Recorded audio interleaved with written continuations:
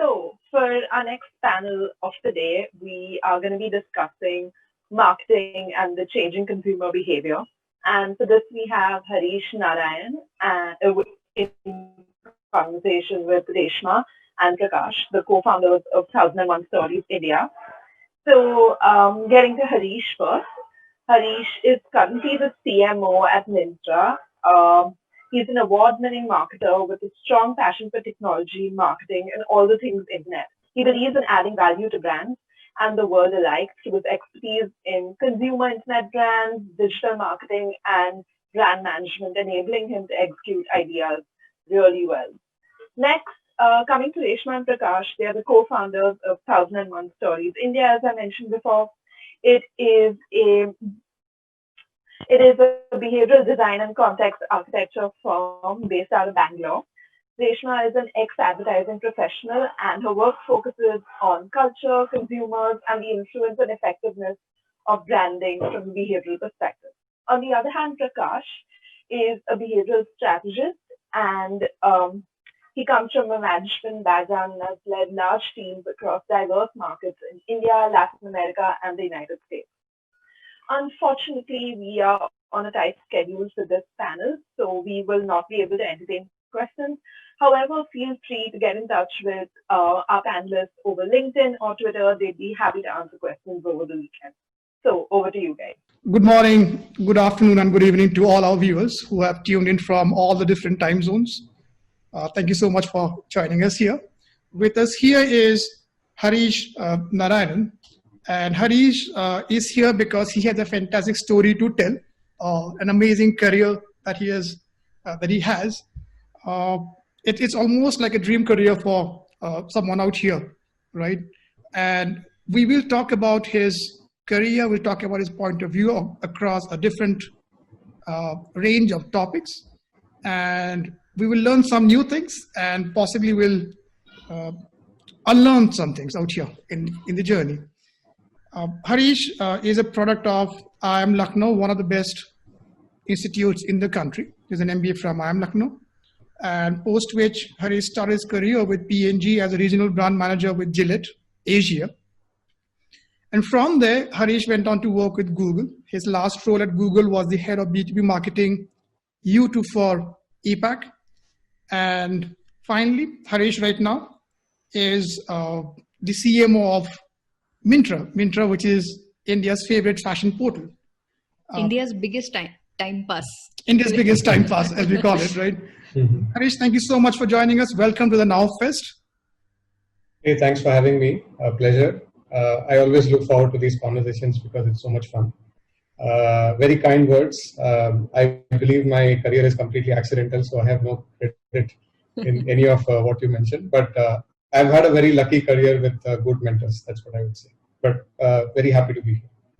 Harish, given your journey, we are very curious about how learnings from different stages of your life have in turn influenced the next stage, right? So we want to understand your journey right now as you get out of IIM Lucknow. And I think you won a gold medal there, a lion, if I'm not mistaken, out there, for being an outstanding student, overall all-rounder achiever. So from there, you are on your way right now towards Procter & Gamble. And so what was that experience like when you started working with Procter & Gamble? You were working with them as the regional brand manager for Gillette Asia. Sure. So first of all, I wasn't the gold medal student. I was an all-rounder. So it was an award given for academics and curricular activities and co-curricular activities. So it was less to do with academics. There were definitely so many people who were better than me in scoring marks. But connected to the question, right? Marketing was something that came naturally. So all the courses I used to get good marks without trying too hard. The logic plus magic way of looking at marketing was something that drew me to the practice. And initially, when I started off my MBA, I had no idea where to go because I was a fresher. I had never worked before. But then as time went past, I had the fortune of interning with Unilever, which actually opened my eyes to what real marketing is. And that gave me a lot of confidence that this is something I like and I want to do more of. And then final placements happened in P&G. Again, by complete coincidence, they sent me to Singapore, to the regional office. I started off my career with the professional haircare business for 2 years, which is the salon haircare business. And then I moved on to Gillette, where I had a lot of fun in both brands. Now, if I understand your question correctly, you're asking me what was my first entry into corporate world like? Is that fair? Yeah. So, see, I went in with a fresh mind and a curious mind, I would say. And I was ready to take on any challenge, right? I have a funny story behind this again, because you wanted stories. I'll start with one. My P&G offer letter said, welcome to P&G. You will be working in the P&G professional care business, right? And I went and Googled what P&G professional care meant. And the first result was professional care was laundry detergents to hotels and hospitals, like the wholesale laundry business. So the first day I went to the P&G office in Singapore, I went and told my boss, hey, I'm so excited to work on the wholesale laundry business, and that this Vietnamese American lady looked at me head to toe and said, what are you talking about? Right? We are talking about the salon business. This is the highest premium, most product that P&G sells, the most stylish, the most fashionable products that we have. So that was my entry into the career, right? That was my first day of my first job ever. You were not kidding when you said accident. Huh? No, I was not kidding. So the great thing about starting career in a place like P&G is that they take coaching very seriously. So it was a time where they would only hire, they would only promote from within. So any marketing director or general manager in the company, it was their first and only job. They would not hire from outside, which meant that they had to develop talent well. They had to coach. So P&G is known as a CEO factory, right?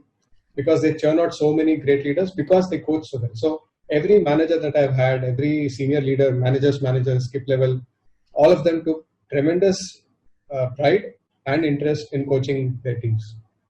And they took tremendous pride in coaching in marketing also.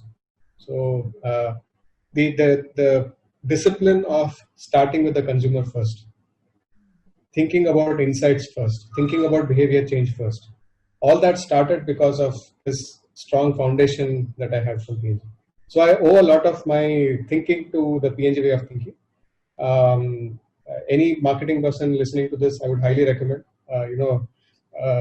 either get into P&G or talk to a lot of P&G folks, because they are very, very clear that brand lies at the center, and to build a great brand, the customer lies at the center, at the heart of everything else. So that gave me a lot of good learning, and from there, from the salon business, I moved on to Gillette. Gillette was such a fun ride, complete fun gang in that team. Such a fun brand to work on, so strong, such a great recall. And that's where I learned portfolio management, because we had everything from one-bladed, two-bladed, three-bladed, five-bladed, the entire.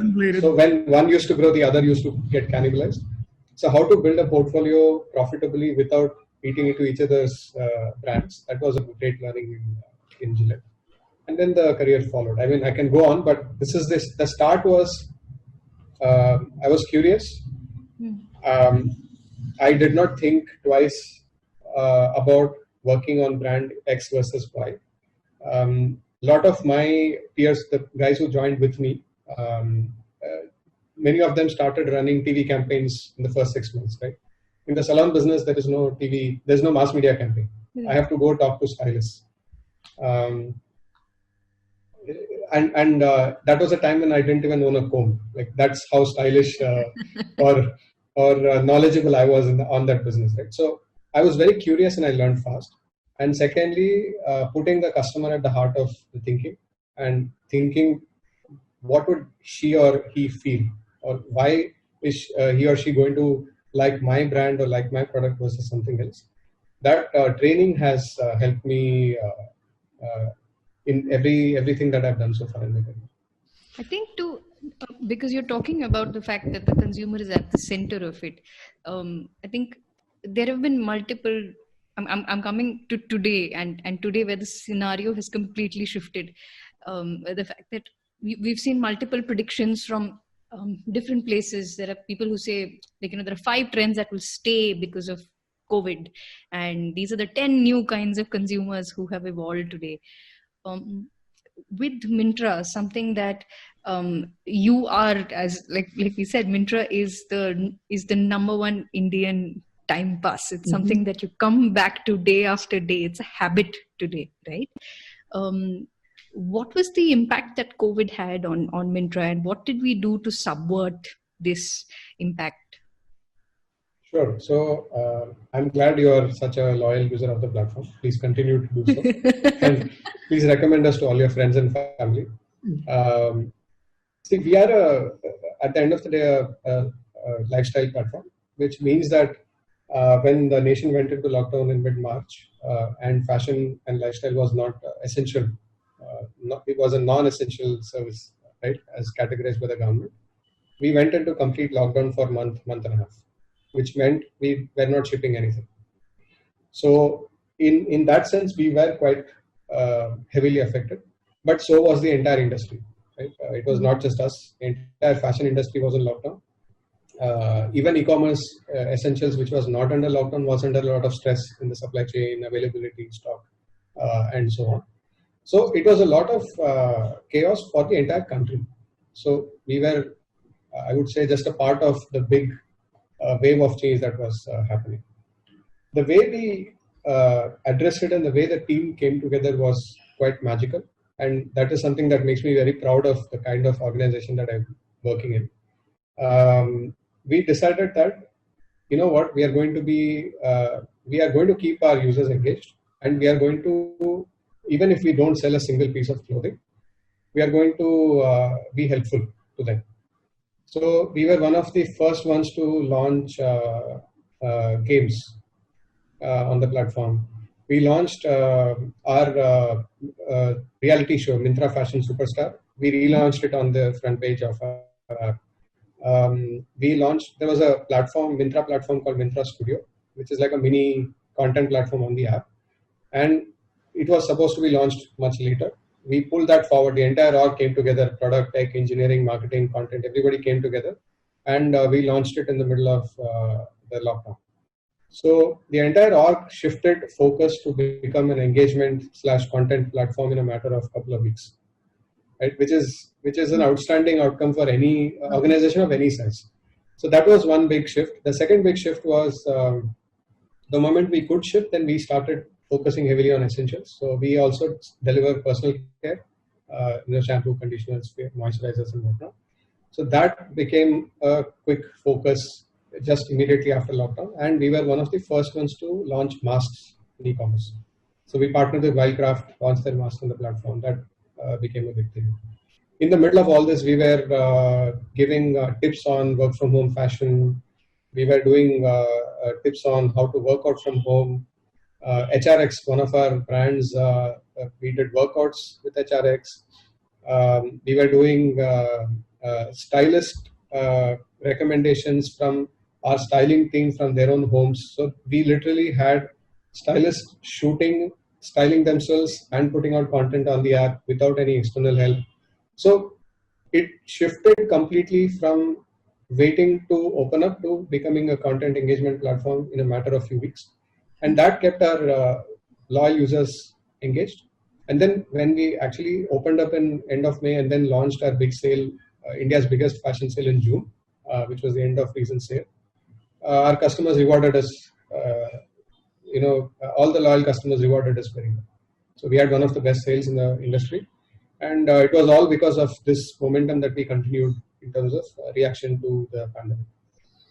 That still continues. What we do in terms of reaction, it's not a static situation, right? The entire industry, again, is learning to react on an everyday basis. Things are changing on an everyday basis. And we are learning each day and we are adapting each day. Harish, you talk about Myntra culture a lot, and I think there are 3 key that you keep on talking about, key values. This is around innovation and creativity. collaboration and trust. Would you expand on those a bit and tell us how you tie those values to the way you work? See, the reason why I left Google to join this company, right? So Google is a fantastic place, right? Culture-wise, one of the best companies that anybody could work for. And when I was making the decision to switch and taking on this new challenge and moving on to the new role, this was a big point of consideration.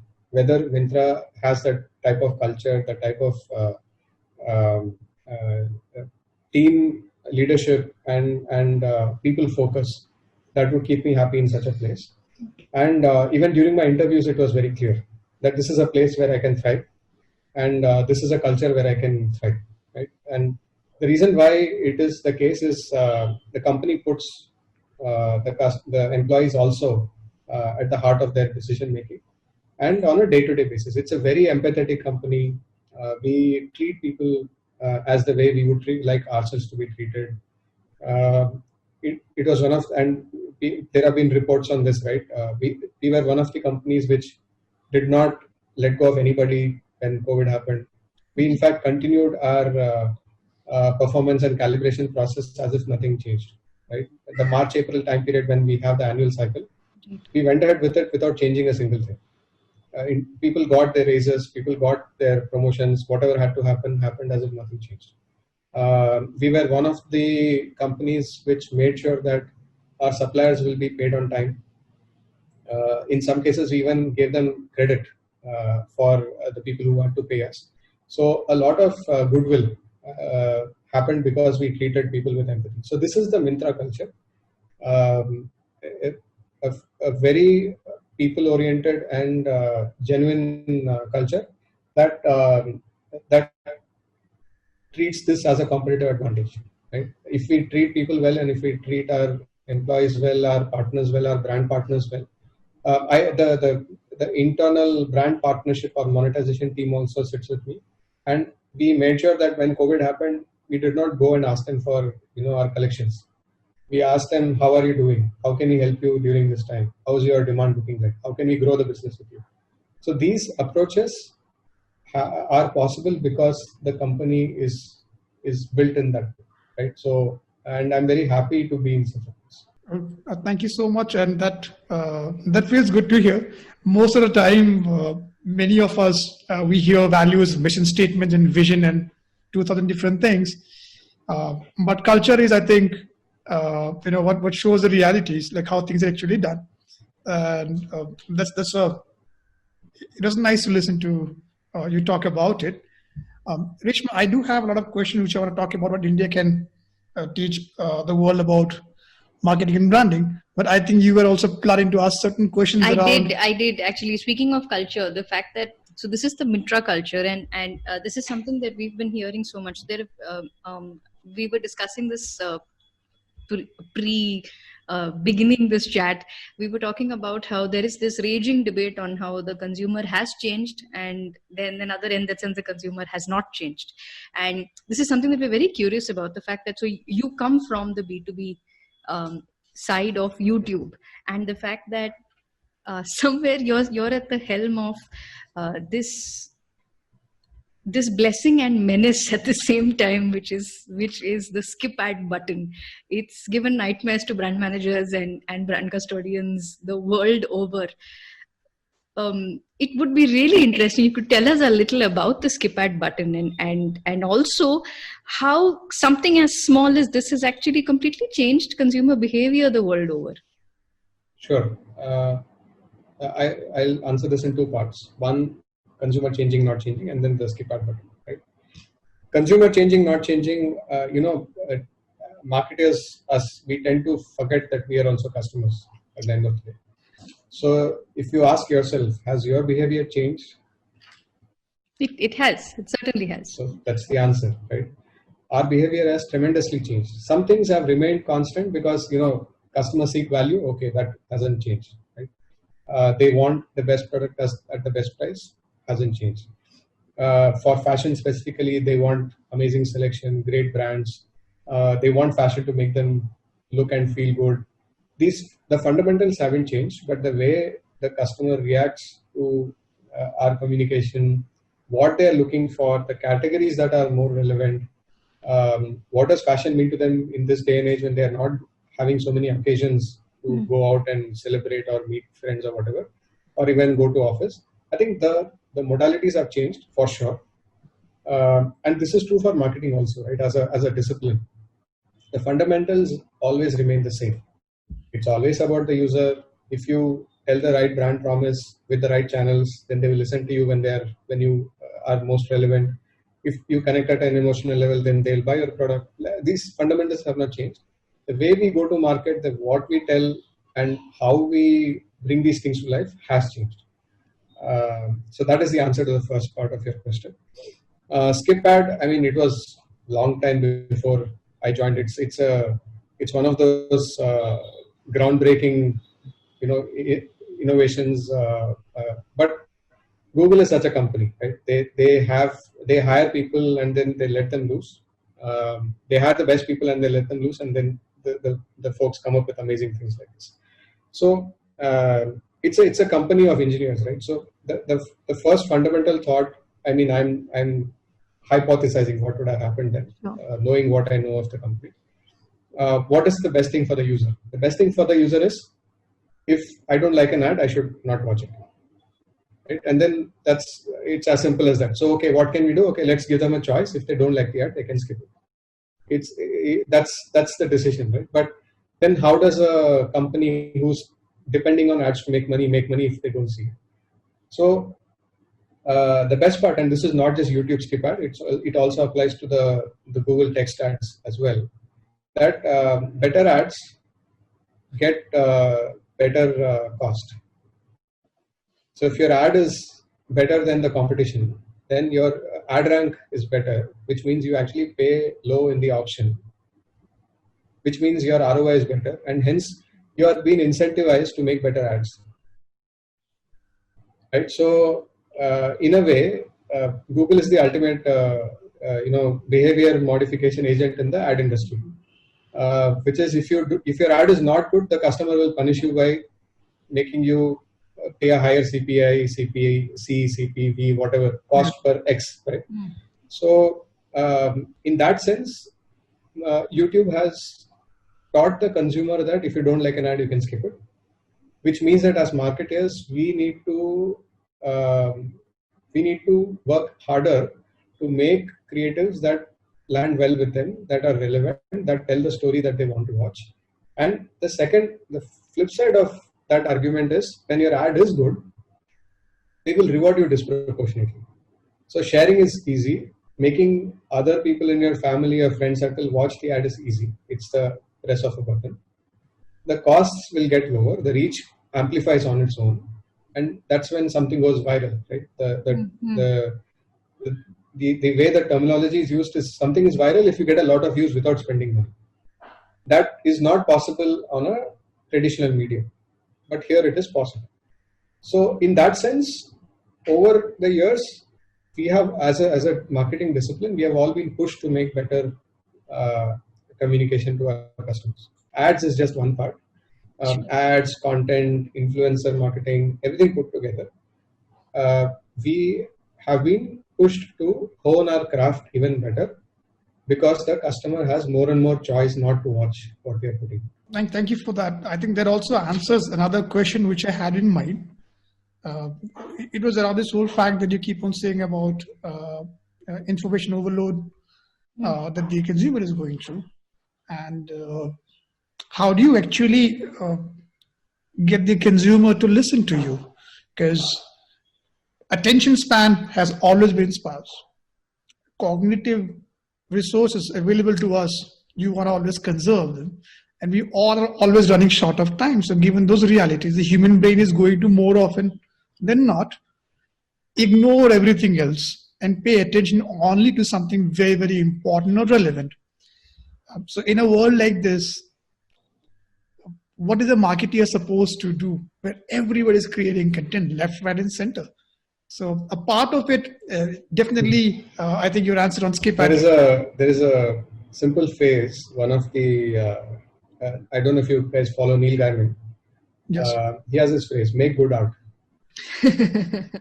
That's the answer, right? So if you make good art, and I have a slightly different view on this. When newspapers were first published, right, people decried newspapers saying, what is this nonsense? You should read books. This is a waste of time. Then when TV came, people said, oh, the generation is going to go to waste. You're going. It was called the idiot box when it started. Right. You should be reading newspapers. That's where the real information is. Then the internet came. They're like, oh, what are you wasting time on this? You should watch TV. So media will keep changing, right? Humans will read and watch what is good content according to them, whatever makes them happy. And there are two parts of making happy. Either you learn something or you are entertained.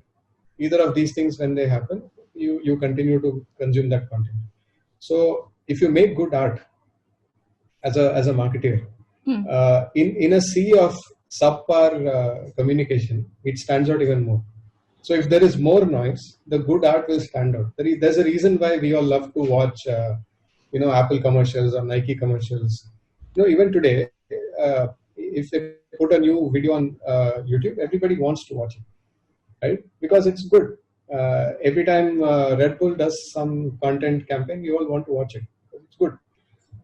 So that's our aim, right? When we put out Myntra Fashion Superstar, the moment the show ended, people are asking us, when is season 2 coming? So if we put out good art, if we put out good content, if we put out good ads, then folks will want more of it. See, think about it also this way. 3 years ago, there were probably 10 TV series which were popular across the country. 10. Right now, there are about 10 different OTT platforms. Each of them have at least 10 shows which are worth watching. So suddenly, this is the golden age of long-form content. How did that happen? The number of people are the same, right? They are still having access to, YouTube and TV and everything. So where did all this come from? And the answer again is make good art. If the content is good, that the straight-jacketed form of storytelling which was happening on traditional mediums, now you can tell very different forms of stories. And the moment that happens, the user wakes up to a different level of content expectation. Now he or she is like, oh, so this is also possible. Now this is my expectation. If you don't meet this, then I'm not watching your video. And then somebody does something even better. So it's a fantastic time for a marketer or a content producer, because the quality of stuff that everyone is putting up is being driven to a higher standard because of all these multiple reasons. At the heart of it is the customer knows that they can expect better, whether from ads or content or anything else. I think that's a very interesting fact. The very interesting point, the fact that the expectations are rising, and once you've met that expectation, there is no going back from there. And then from there, that is now base. Each time you raise the bar, and then that becomes the base. I think that is tremendously how we're seeing. Yeah, that is one of the biggest answers to how has the consumer changed. The expectations have changed. The bar has lifted. Right? Tell them good stories is what we hear, and we hear you loud and clear. One question here, if I could, ask a follow-up here. More often than not, when we talk about how do you reach out to your consumer, to your customer, it's the most obvious answer, saying give them what they want, give them a meaningful story, right? And you told us about Myntra Superstar right now. People saying we want more. And there are fantastic examples where it actually happens. People still want to watch a Nike ad when it comes out. People would still share the Burger King ads as they troll everybody else in the world, right? So, but on the other side, if you look at it, and I hope I'm saying it right, let me choose the word properly. A lot of the relation between agency and brand manager, marketeers who are in charge of the brand, seems to be around this debate of what exactly is good content versus getting drowned in numbers and matrices versus clicks. And digital has come in. It is a reality of life, and it is a medium where someone where we all have to get into at some point of time or the other. More than 50% of our spends are on digital. So why does this gap seem to exist, where on one side we all are aware that good content is required, but on the other side it goes into a zone of obsession with numbers and Excel sheets and CPAs and God knows what. How do people bridge that gap? Sure. First of all, just to react on people have to get on digital. Have you seen a job description saying radio marketer ever? Point Or TV marketer?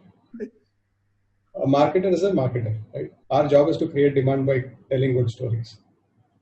If our customer base moves to VR 5 years from now, our marketing dollars will move to VR. The channel is less important and pretty indifferent to where we market, right? The channels, our customers are spending tremendous amount of time on digital. So my attention and money will go on digital. It's as simple as that. Even today, TV does form a big part of my spends because even today, my customer is watching a lot of TV. So it's that simple, right? So the money follows the customer and not the other way around. The channel of digital versus not, these things can keep changing every year, right? Today it is Google and Facebook. Tomorrow it can be something else. Day after tomorrow it doesn't matter. These platforms are amazing because of exactly what I spoke before. They give customer a choice to not watch your ad. So they will thrive for decades to come, right? But there may be other platforms. But the point is, digital marketing is marketing. So I don't see a difference. So just making that point. Sorry, I lost my train of thought. Your question was on how. The question was, how do we bridge this gap? Yeah, between agencies or creators, right? On one side, and data.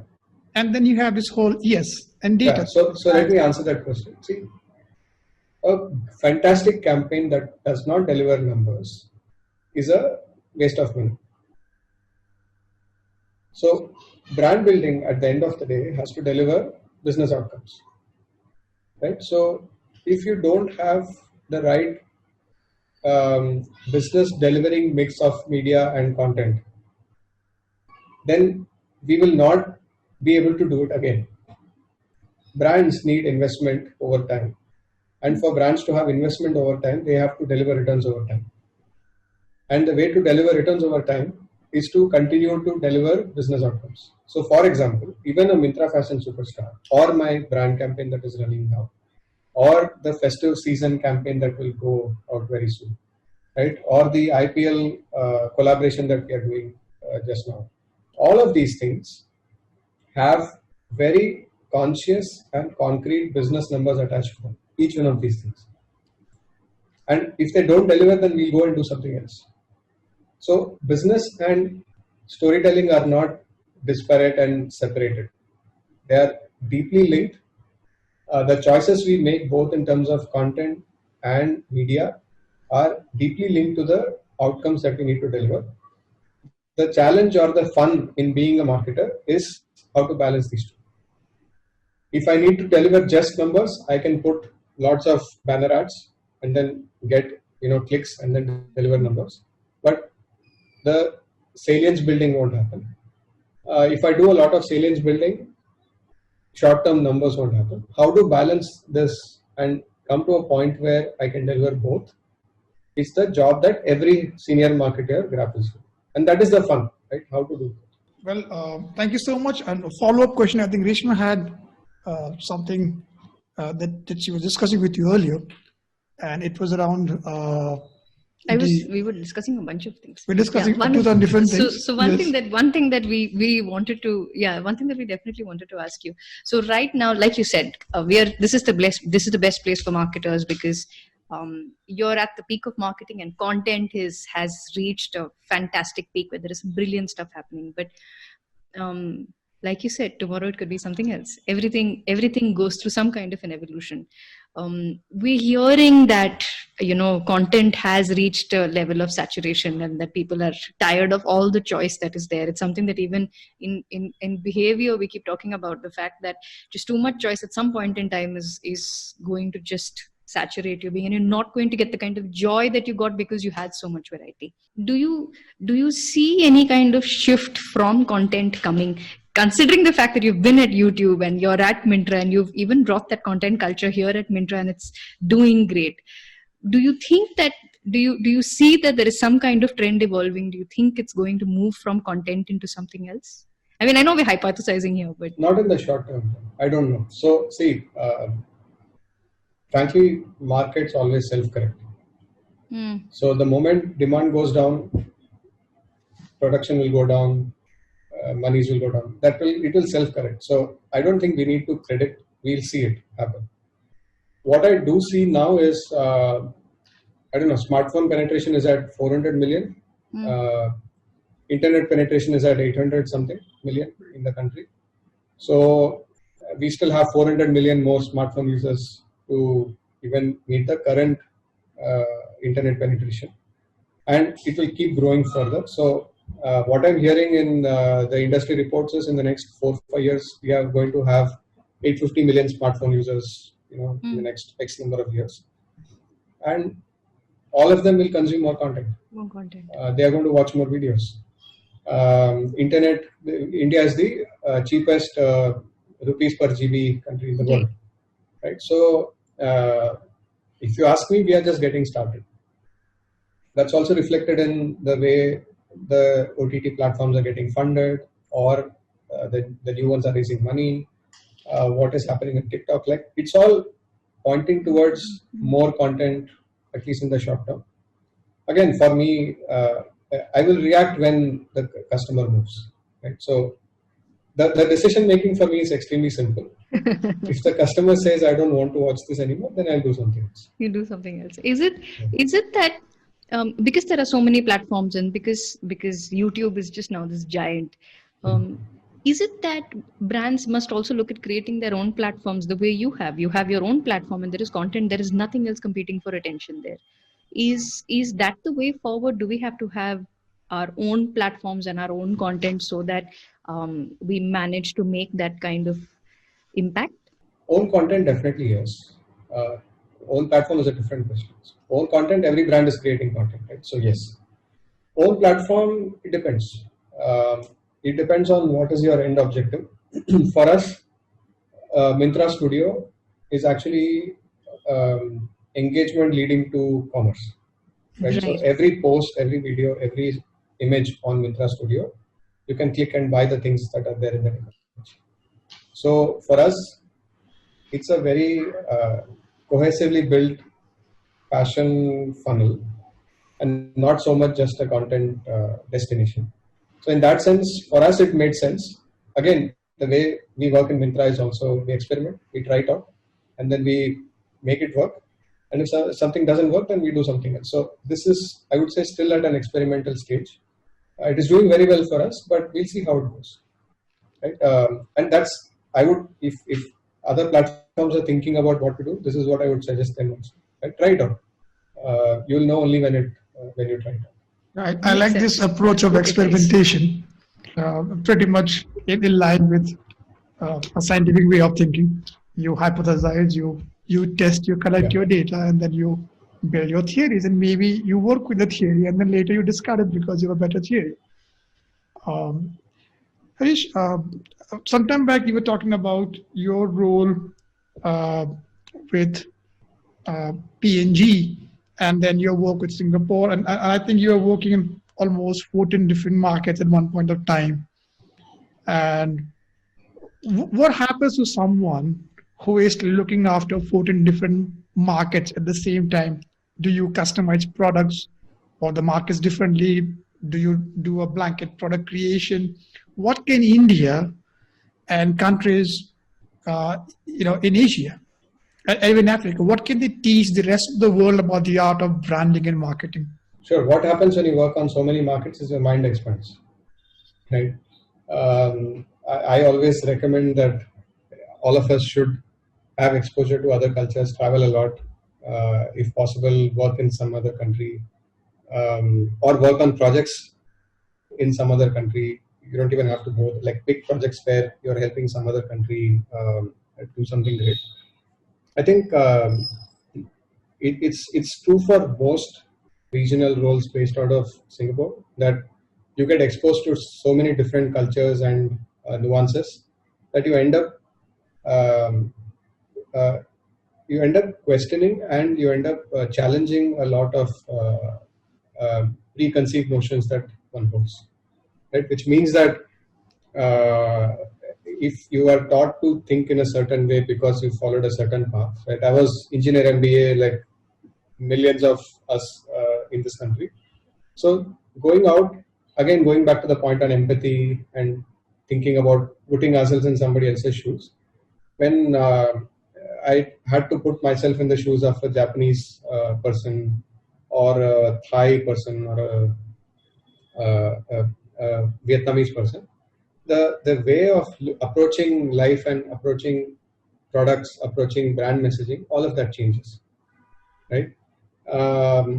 I'll give you an example. Japanese communication tends to be very factual. So it is almost like you have to talk about features and benefits and all that. So it tends to be more factual because, and especially towards men, right? They want facts. In India, it is a good mix of factual and emotional. So if we make somebody laugh or cry, then it's a great thing, right? We touched a nerve somewhere.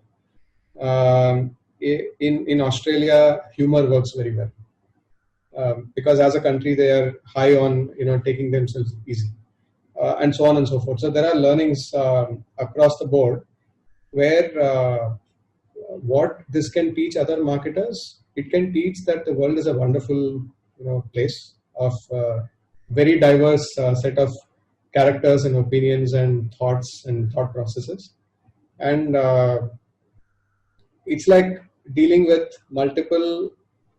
You can tell the same story, like the same brand, Gillette, right, or YouTube, but you can tell the story very differently to different people, and that pushes the creativity. So if I were telling the same story and then just changing, translating it in a different language, then my job would not be that fun. It is interesting because I have to go scratch the surface of a Japanese lady, and I'm trying to convince her to buy YouTube Music Premium, and I have to understand why. And again, to give you an example, I was trying to launch the YouTube Premium service in a bunch of APAC markets, and music was one of the key propositions why somebody would buy a premium service. Right? Makes sense. And Japan is a market which I don't know the numbers now, but 2 years ago, 70% of music sold in the country was through CDs. Okay. All right. Okay. Which no other country is selling CDs more than like 10%, right? Everybody's streaming, downloading, it's MP3 or it is Spotify or YouTube Music or whatever. Like nobody is buying CDs.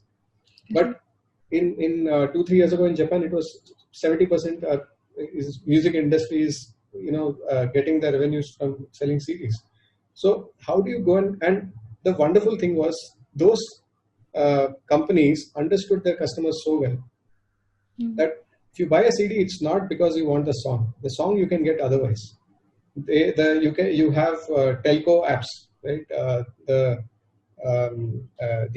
SoftBank number will come with an app, but it is about the fan experience. So you open the CD, you get a big poster, you get some voucher. You can do a meet and greet with the It's artist. a collectible. It's a collectible. So then, how do you convince that person to say, to forget that, we'll just stream this song? So this is just an example. I have gone through these kind of experiences each and every single project that I've launched, and that expands your mind. And then you don't start with. I have very few preconceived notions when I think about a customer. That is the big learning, I would say. Well, Very interesting. that's thank you so much for sharing those, especially the part about ownership of music. I actually happen to know a couple of people who have recently bought LP records, and Yeah. Vinyl is on the rise. It's, Yes. yeah. right? And By especially the way, just a point to be made here. India is more than 14 markets in the same country. Right. Yes. Right. Yes. So the way I talk to a person sitting in Delhi is very, very different from the way I talk to a person sitting in Madurai. It's extremely different to the way I talk to somebody sitting in Tripura. Communication is different, messaging is different, the sentiments are different, the fashion sensibilities of what they like to be seen in the ad is very different. uh, uh, we are, I think, almost around wrapping up the time, but we do want to touch one question and seek your points of view on it. It is around the rise of certain disciplines like design thinking, behavioral design, behavioral finance, choice architecture, and a lot of words around it. And there are people who say it's old wine in a new bottle because we knew it, especially people from the advertising and marketing world, because we are always dealing in persuasion and framing, right? Sure.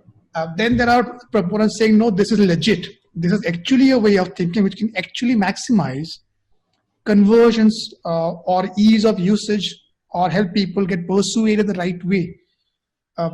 How do you see the rise of these disciplines impact marketing or product design for, say, an e-commerce company, for a fintech company, or for, let's say, a fitness product, where they seem to very naturally lend themselves? What do you think is going to be the trend out there? See, good design is a thing of beauty, right? So good design or design thinking as a mentality is not a industry answer. It is a life answer, if you ask me.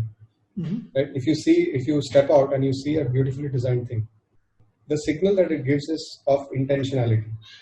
Somebody deliberately chose their time and attention to make something more functional, more beautiful, and more enjoyable to use. So it is a part of how to make life better, design thinking, right? How to put design at the heart of everything that we do. It can be more beautiful and it can be more enjoyable. The way my discipline looks at it is, I would say, straddling the two options that you said, right? One is, we have always known this, right? Good design, or the design thinking approach of starting with a problem, hypothesizing, coming up with multi alternatives, then brainstorming, then filtering it down, then reiterating. This is what any good problem solver does, irrespective of function. It's not even marketing, like any function. If you had to expand and land on some new ideas, this is what we would do. So it's not a new discovery in that sense. It's not an invention. But in the recent times, what I see happening is the amplitude of focus on these aspects has increased. So more and more companies coming out nowadays. So Mukesh Bansal is our Myntra founder, now CureFit founder. I feel, and again, seeing his work from close quarters, I feel one of the reasons why these companies succeed, or he has a Midas touch to all of his companies, is because design is at the heart of anything he does. Right? Whatever he builds is looking and functioning beautifully, and that sets you apart. And going back to the earlier point on raising standards, I think today if you put out a subpar looking app in terms of design, imagery, or UX and UI, it will die very quickly. The reason why Myntra is thriving is because good design, good imagery is at the heart of our app. You feel joy when you use the app, right? It is not the case with many shopping apps. So that will continue to be more and more important.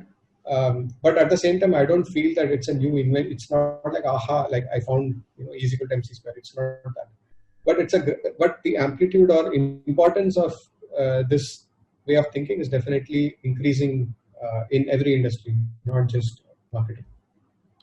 Well, thank you so much for sharing your time with us, sharing your points of view with us, your insights. and your stories. We'll remember the part about stories that you see, Harish. And on behalf of all our viewers who have signed in here from all over the world, thank you again for sharing here with us. Yeah, thanks for having me. Thank you so much, Harish. Yeah, cheers. Cheers.